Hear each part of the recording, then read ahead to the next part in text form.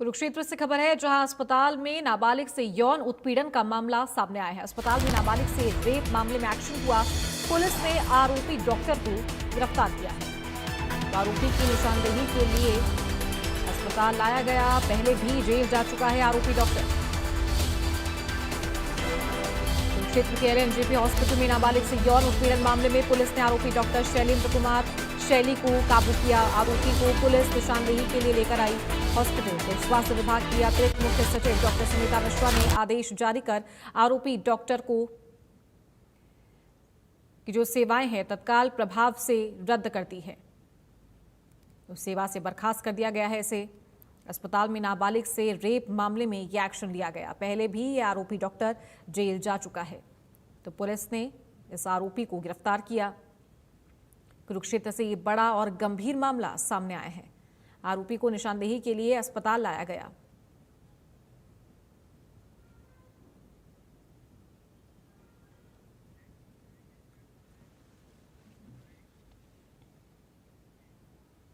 कुरुक्षेत्र के अस्पताल में नाबालिग से यौन उत्पीड़न का मामला सामने आया है। मामले में राज्य महिला आयोग ने स्वतः संज्ञान लिया। स्वास्थ्य विभाग को कार्रवाई की रिपोर्ट देने को कहा है। पीड़ित की सुरक्षा संरक्षण हो, ये सुनिश्चित किया जाए। आरोपी डॉक्टर की पहले ही सेवाएं समाप्त की जा चुकी हैं।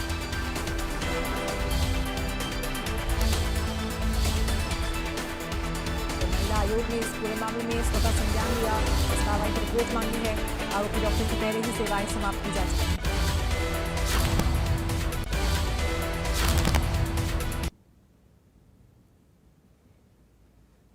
तो स्वास्थ्य विभाग को कार्रवाई की रिपोर्ट देने को कहा है। अस्पताल में नाबालिग से यौन उत्पीड़न के मामले में राज्य महिला आयोग ने स्वतः संज्ञान लिया। पीड़ित की सुरक्षा संरक्षण सुनिश्चित हो, आयोग ने कहा है।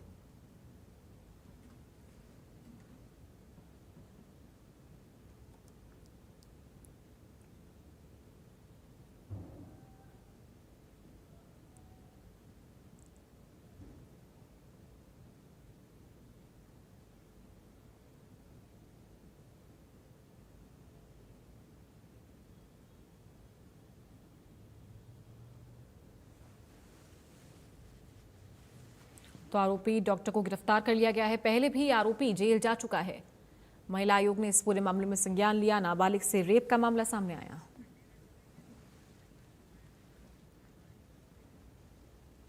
और ज्यादा जानकारी के साथ संवाददाता साहिल हमारे साथ जुड़ गए हैं। साहिल, नाबालिग से रेप का मामला सामने आया है और ये जो डॉक्टर है ये पहले भी जेल जा चुका है इस पूरे मामले में और इसी तरह के मामले में। साथ ही राज्य महिला आयोग ने स्वतः संज्ञान लिया। क्या अपडेट इस पूरे मामले पर? बिल्कुल, जिस तरीके से कुरुक्षेत्र के एलएनजेपी अस्पताल के अंदर नाबालिग बच्ची से जो है रेप जो है एक डॉक्टर द्वारा किया गया, तो उस मामले में पहले ही देर रात को स्वास्थ्य विभाग की एसीएस सुनीता मिश्रा की ओर से ये जो आरोपी डॉक्टर है शैलेंद्र कुमार, जो कि कंसल्टेंट के पद पर तैनात था, उसकी सेवाएं जो है वो समाप्त कर दी गई है।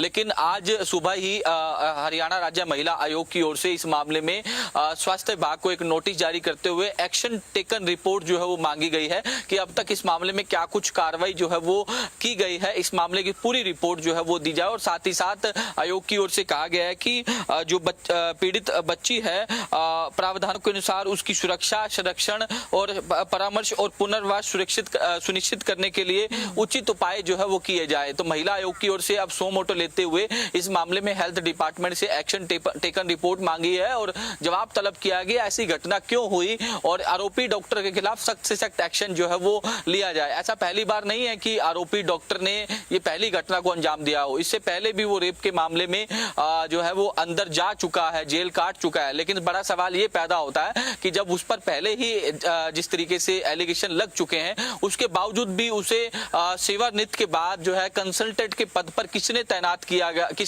किया और किसकी लापरवाही थी कि दोबारा ज्वाइनिंग जो है वो डॉक्टर को करवाई गई। ये बड़ा गंभीर विषय है। बड़ा सवाल जो है वो उठना लाजमी लाजमी है उस पर भी कार्रवाई होनी चाहिए, जिनकी ओर से दोबारा डॉक्टर को ज्वाइनिंग करवाई गई, क्योंकि हालांकि ये जो डॉक्टर है वो रिटायर्ड हो चुके हैं, क्योंकि रिटायर्ड के बाद इन्हें कंसल्टेंट के पद पर जो है वो कॉन्ट्रैक्ट के तौर पर अस्पताल के अंदर तैनात किया गया था। ये किसने तैनात किया गया, किसकी तरफ से आदेश जारी किए गए, ये फिलहाल जांच का विषय है, लेकिन ये गंभीर विषय हो जाता है कि जिस तरीके से डॉक्टर को एक भगवान का दर्जा जो है वो दिया जाता है, अगर भगवान ही इस तरीके की भगवान रूपी डॉक्टर इस तरीके से ये हरकत करेगा तो कहीं ना कहीं जो है सवाल जो है वो डॉक्टर जो अन्य डॉक्टर है जिस तरीके से उन पर भी इस तरीके का इम्पैक्ट जो है वो देखने को मिलेगा, उन पर भी जिस तरीके से उनकी भी छवि जो है वो इस तरीके से घटना के बाद खराब होती है, तो कहीं ना कहीं एक बड़ा गंभीर विषय है। इस मामले में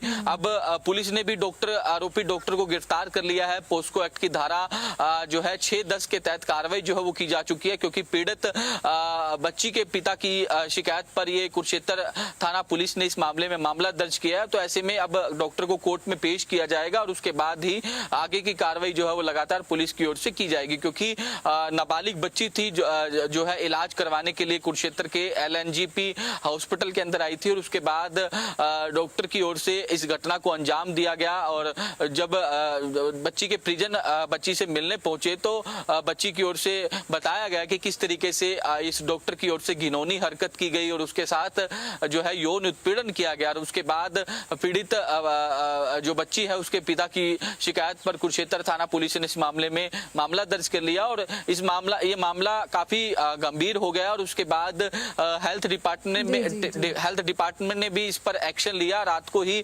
हेल्थ डिपार्टमेंट की जो additional chief secretary Suvita Mishra, उनकी ओर से भी इस मामले में रिपोर्ट जो है वो तमाम अधिकारियों से मांगी गई और उसके बाद जो आरोपी डॉक्टर है शैलेंद्र कुमार, उसकी सेवाएं जो है वो फिलहाल समाप्त कर दी गई हैं।